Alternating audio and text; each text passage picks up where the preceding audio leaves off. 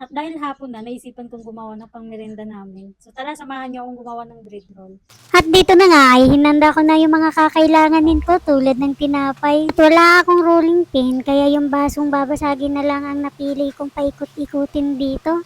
Dagdag panlasa din kung sakaling may bakterya din. At nakita kong sakto na yung nipis ng tinapay kaya nag-go na ako sa next na gagawin ko. Dahil kulang yung hotdog na nabili namin sa tindahan kaya ang ginawa ko, pinutol ko na lang siya sa gitna para magkasya. Tapos nagtataka ako dyan kung bakit ko kailangan sugatan.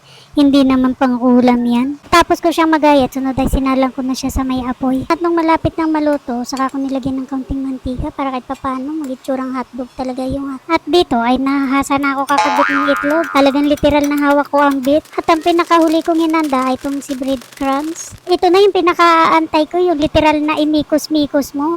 Talagang kinamay ko na yan kasi kami din naman ang kakain nito. Una ay dinaw-daw ko siya sa itlog, kasunod ay saka ko naman siya pinagulong-gulong dun sa inanda kong breadcrumbs. Literal na pinakita ko talaga sa'yo kung paano ko pinagulong. Mainit na yung mantika ay isa-isa ko nang hinulog yung ginawa kong bread roll. Sobrang excited ako habang tinitingnan ko yung gawa ko. Nakita ko na siyang parang nag-golden brown na, dahan-dahan ko na siyang binalik. Nakikita nyo naman ay talagang literal na pala decision yung tinapay dahil umiikot siya ng kusa. Di ako magpapatalo dahil nung nakita kong luto na ay inisa-isa ko na siyang iahon. Habang inaahon ko sa kumukulong mantika ay ako naman ay takam na dahil ang sarap tingnan. Dito ay nakatipid kami ng pangmerienda namin. Sob na sob ang pangmerienda.